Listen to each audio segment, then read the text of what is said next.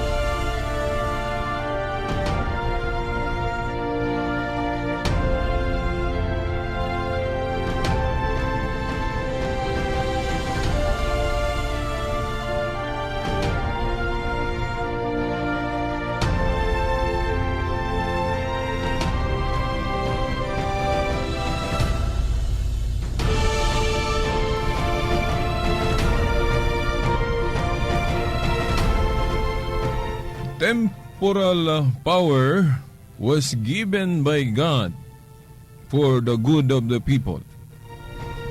Mga igala, mga tinahod nga tigpaminaw ang tulumanon nga giulukan lamdag sa kahitasan niya nausab no sa kahanginan. Ato dayong gibasa ang mga pulong gikan sa usa ka emperador nga naila sa atong pagtuo nga usa ka santo. Usa ka balaan nga emperador. Mao na iyang mga pulong nga atong pasiunang gikudlo. Temporal power was given by God for the good of the people. Ang temporaryo nga gahom gihatag sa Dios aron sa kaayuhan sa katawhan.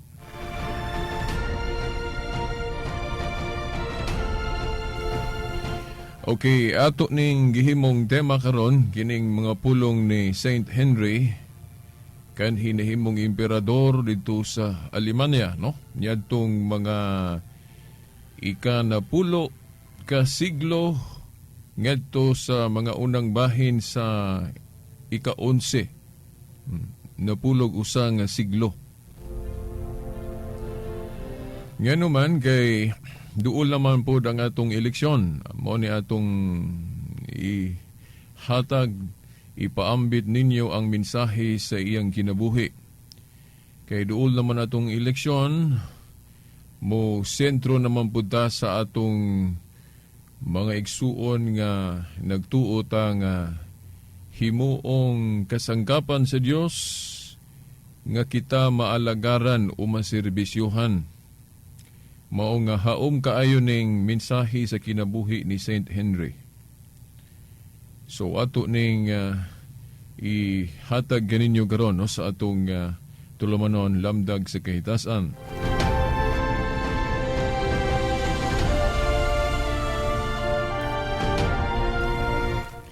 Ato sang basahon ang summary ra ni siya sa paghulagway sa kinabuhi ni Saint Henry, no? In English man atong basahon ang in English para masigurado ta nga way kapin, way kulang ang paghulagway sa hamubo, no? Brief mahitungod kaniya. Okay, ato ning gikutlo sa basahon, no? Isip pagtahod, no, sa maong basahon gikan ni sa basahon nga may First Book of Saints, ang atong unang libro sa mga santos.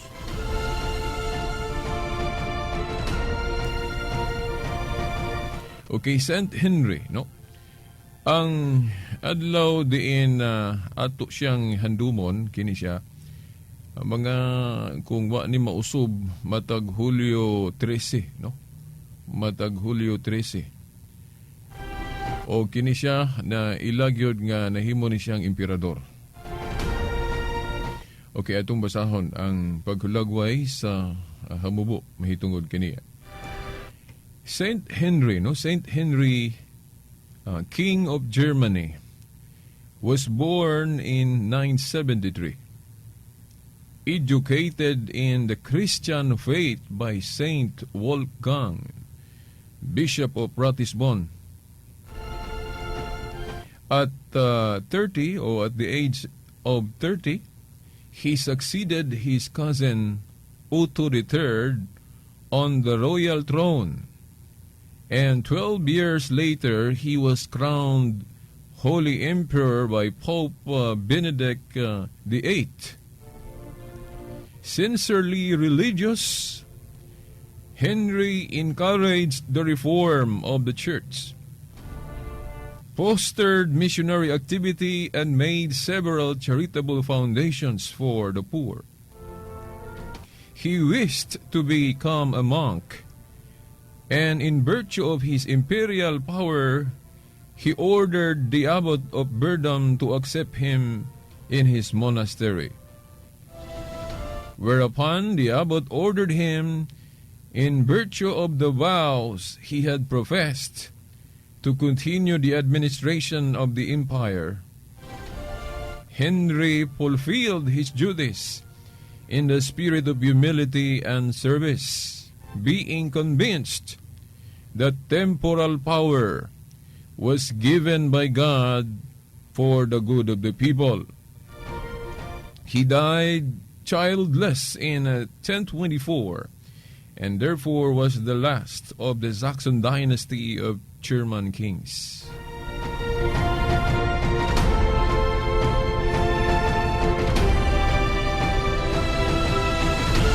Okay, mo na'y hamubong paghulagway sa kinabuhi ni Saint Henry nga nahimong usa ka emperador dito sa Germany o Alemania. Nimo siyang dako-dako o kanang gitawag na tog hari.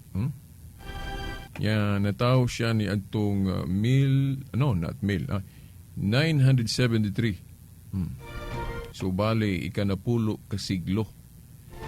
And then naedukar ni siya sa Kristohanong pagtuo pinaagi sa usagyod ka obispo, nga mao si Wolfgang, no?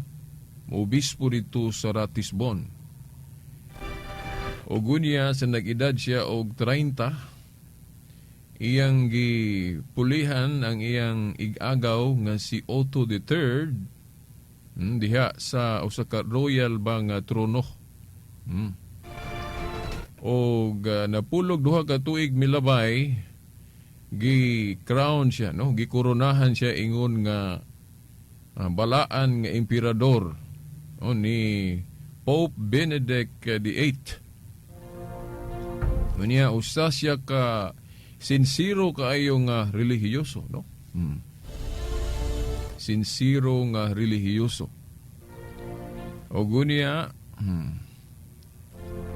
na kuan siya nadasig siya sa pag reforma sa simbahan.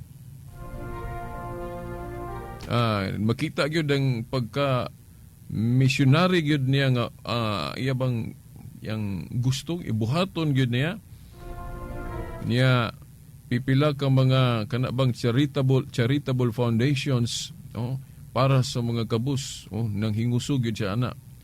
Now, kining giingon diri ba nga ato mo posta kagamay ani, no? Muhunong ta kagamay og ato ning hisgutan. Kining giingon diri ba nga yan tong panahon na nangusog ni siya nga aduna gyud reforma diya sulod sa simbahan. Unya iya yung gihingusgan pag giya ba pagtabang kini mga missionary activity sa simbahan. O kanang paghimog yun og mga charitable foundations para sa mga kabus mo magini buhat sa atong pagtuo sa simbahan.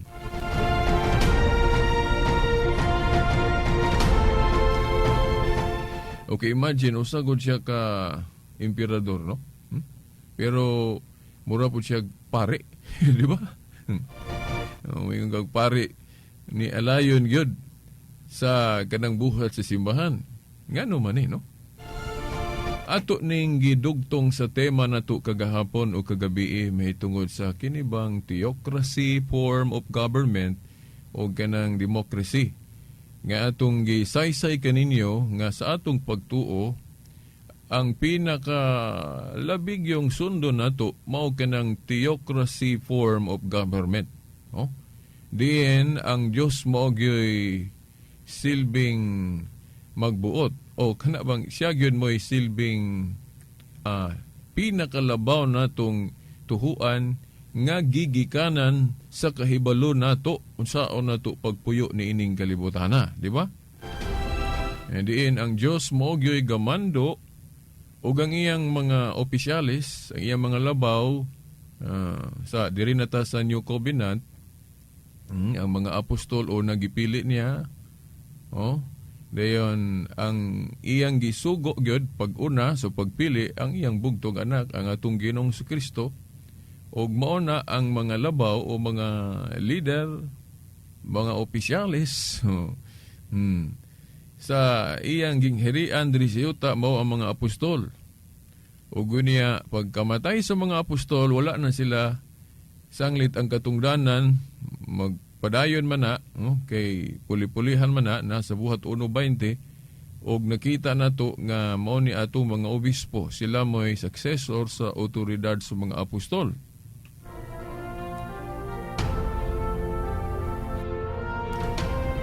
Unya ang tahas niini naapagan ito ayaw ninyong kalimting nga sa mga apostol gipili si Pedro nga mo'y silbing mahimong baykar. O kanabang visible head kay ang pagka-visible head ni Kristo sa maong simbahan, gingherian sa Diyos diri sa yuta, di naman makita mao nga gipili niya si Pedro nga maoy mo take over anang pagka-visible head. Kay sa usa ka panon o sa gingherian sa Diyos diri sa yuta, usa ka panon ubos man sa usa ka magbalantay, no? Magbalantay nga makita, no, sa Juan 10:16. Og si Pedro mo gyoy iyang gitugyanan aning trabaho niining katungdanana. Na sa Juan 21:15 ngadto sa 17. So mao na, then kining simbahan kay gisaaran manggod ni siya nga dili maguba, lig-on sa Mateo 16:18 ug 19. Dayon sa Lucas 1:33 magpadayon, dili ni mawala. Magpadayon kuno ni. So magpadayon. So mao ni karon ang atong theocracy, pangagamhanan sa Dios. Unya sa panahon ni atong ika-11 nga ika-10, ika-napulo ka siglo o ika-napulog usa ka siglo, no? Dito sa Alemania kay naabot man lagi ang iglesia o simbahan sa Ginoo po dito. Naabot mabod kay gisugo god ang mga apostol panglakaw mo sa tibuok kalibutan. Nya wala na sila, siyempre ang mga sumusunod na pud mo padayon aning tahasa, no, kining mga buhat no sa gingharian sa Dios diri sa yuta. O sa gobyerno sa Dios diri sa yuta, no? Unya sa atong pagtan-aw gud ani sa kasaysayan nga dunay mga panahon nga dili gyud maayo ang tibuok ba nga nakita gyud sa simbahan. Mabisan dito sa Alemania, sa Germany. Bisan katong sa Dark Ages gani. Unya dili man o ni bag-ong butang kay bisan panahon pa gyud sa pagsugod sa simbahan o sa gingharian ni Kristo, ang gingharian sa Dios, o kining gobyerno ba sa Dios, no? Kining theocracy form of government, no? Gidumala ni Kristo, then iyang gitugyan ang pagdumala ani ni Pedro, no? Juan 21:15-17. Unya kay mga tao raman ang gadumala, so posible nga masipyat mahugawan pod kung dili magtarong ang mga nagdumala. So parehas ragali gyud ni no. Ang gobyerno sa Dios diri sa yuta ug kanang gobyerno sa tao adunay kaparehas.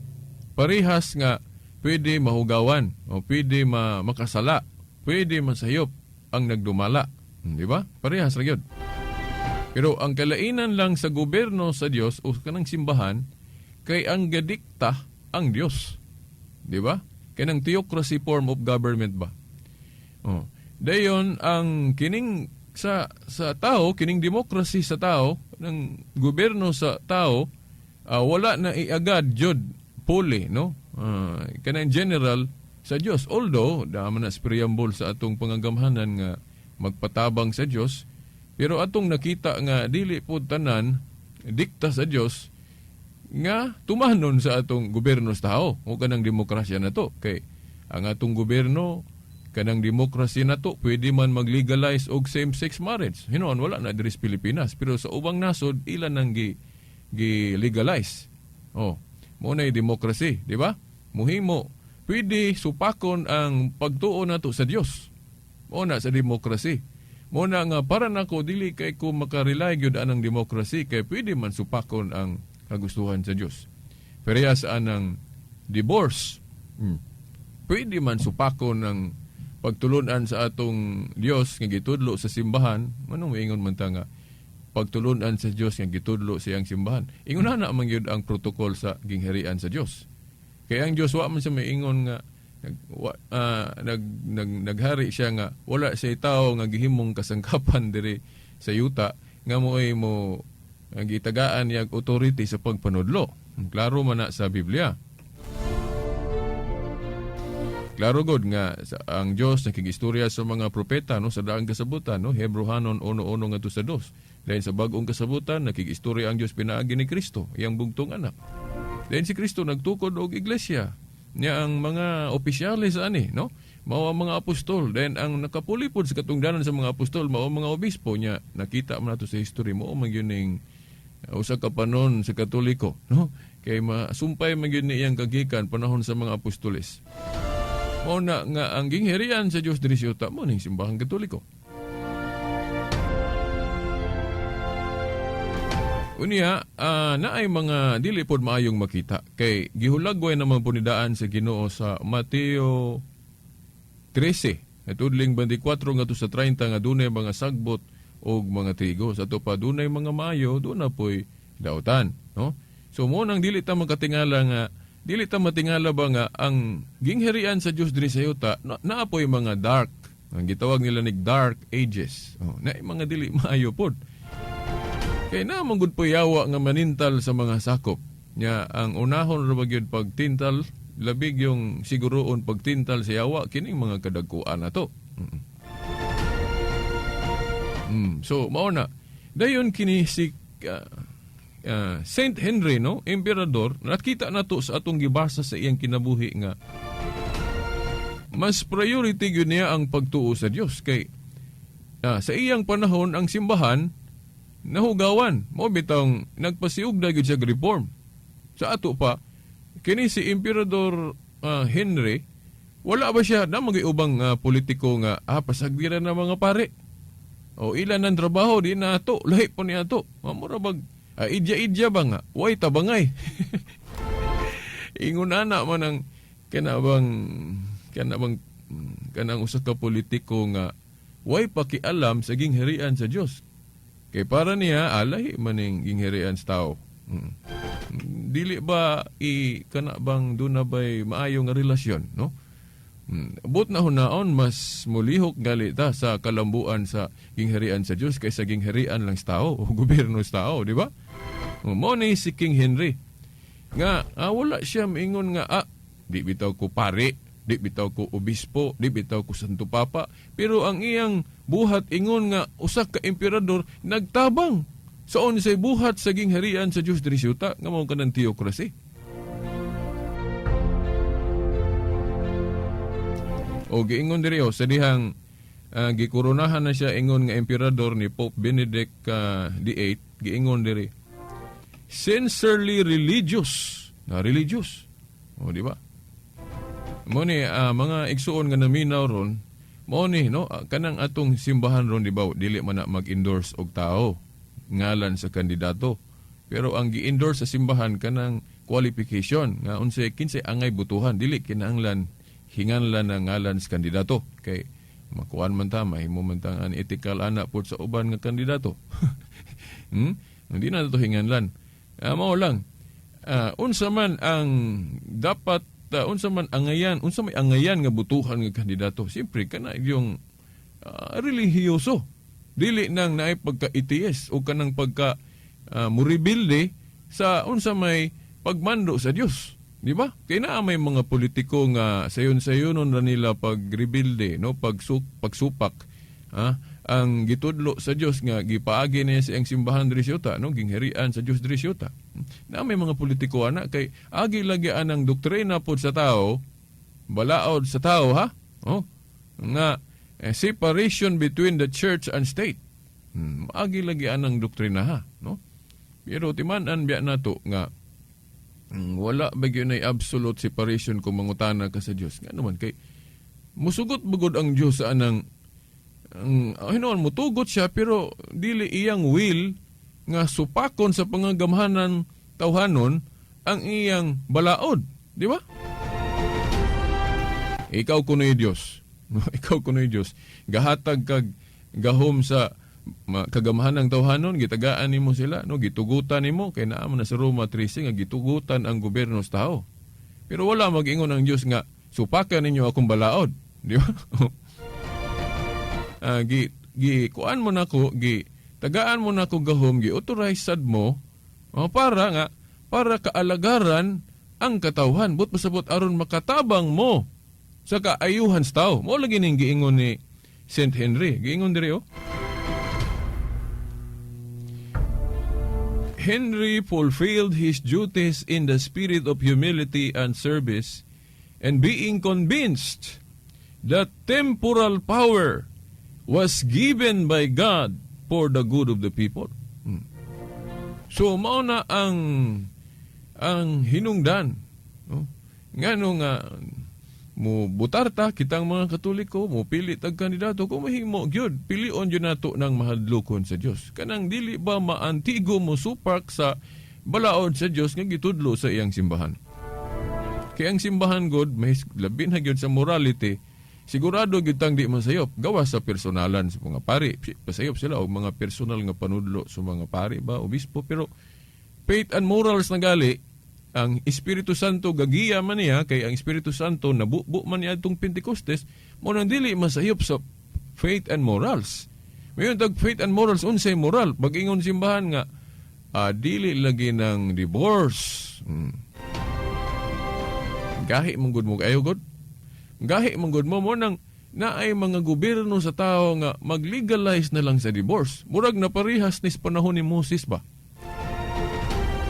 Okay, naaman diya sa Bagong Testamento nag-ingon ba nga, o ngano man lagi Ginoo, si Moises nagtugot man lagi pakigbulag. Kung sa may gitubag sa Ginoo, dili gid unta ni sa sinugdan. Ni uyon to, ni sugoto sila sa una, kay gahi man mog ulo. Mao na hinungdan. Maura po na, ang dunay mga pangagamahan ng tawhanon ron, nga mo sugot na lag divorce, agis kagahis ulo. Pero dili gid mo sugot ang Ginoo, ana. O mo na'y kalainan ha, ang kagamahan ng tawhanon, kanang demokrasi, pwede na supako ng balaod sa Diyos. Mo na nga, kinisis Emperor Henry, ang iyang buhat diri, o giingon pagali diri nga gusto siya mahimong monk. Giingon diri, he wished to become a monk. Bisag emperor siya, gusto po siya mahimong monk. Grabe. He wished to become a monk, and in virtue of his imperial power, he ordered the abbot of Berdom to accept him in his monastery. O, iyang giingnan kay gamahanan gud po siya nga idawat ako nga mahimo po kong monk diha sa monastery.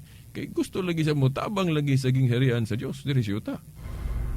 Anya unsa man po'y giingon sa abot, ang abot, in virtue of his vows he had professed, giingnan siya nga, whereupon the abbot ordered him in virtue of the vows he had professed to continue the administration of the empire. Kay nakita man gud sa abot nga naman si katungdanan ingon nga emperador. Unang giingnan siya nga ipadayon pud imong katungdanan kay emperador man ka. Pero nisugot po siya, wa gid siya mobalibad, no, bisag mauna ingon diri Henry fulfilled his duties as emperor, no, in the spirit of humility and service, being convinced that temporal power was given by God for the good of the people. So mao na ang kinabuhi ni Emperor Henry. Nga bisag dili siya pare, pero ang iyang mga buhat, ang iyang pagdumala is ingon nga emperador, wag iyag yung gi-uplift ang pagtulunan sa gingharian sa Dios. Wag gyud siya gisupak. Gitabangan pagali niyang simbahan. Kaya nang ka nga nakita niya ang simbahan sa Germany atong panahon na nga na ay mga dili maayo. Mura pud katubang iglesia dito sa Corinto ba nga gisaway ni Pablo. Kaya dunay mga immoral bisag sakop na unta sa iglesia. So muna, di po mo matingala ba nga ang simbahan na to mahugawan gali kay naamang guyawa. Pero ang simbahan dili lunlon kangit-ngit na apoy kahayag. Kay naampoy tarong. O tabangan na to ang mga tarong nga nagmisyon nga kalimpyuhan ng simbahan. Nawa naman tayo kung panahon ato ning ipadayon ugma, no, ang mensahe ani.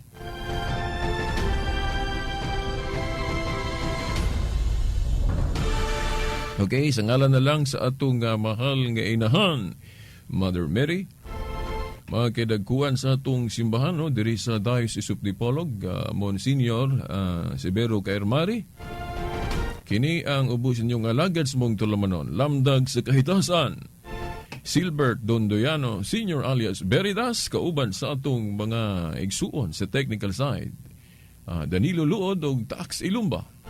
Hangtod ug mabuhon sa ngalan sa Amahan, sa Anak, sa Espiritu Santo. Amen. Kangit-ngit o mga suliran sa kalibutan, suliran sa mga kabataan, nagkadaiyang korupsyon sa katilingban, ug bisan sa atong simbahan, adiksyon o suliran sa droga, panagbahin-bahin sa katawhan, sa relihiyon o tinuhuan, o guban pang mga suliran, unsay mga hinungdan ni ining tanan. Tungod ni ini nahimugso na tao kining tulumanon, lamdag sa kahitasan, tulumanon nga muayag, mubatbat o mutubag ni ining tanan. Uban ni ining inyong sulugoon, Silbert Dondoyano alias Veritas. Lamdag sa kahitasan, lamdag sa kahitasan. Ang maong tulumanon inyong madungog matag adlaw, Lunes hangtod Sabado sa may alas 6:30 ngadto sa alas 7 sa gabi. Ug sa adlawng Domingo alas 2:30 ngadto alas 3 sa hapon.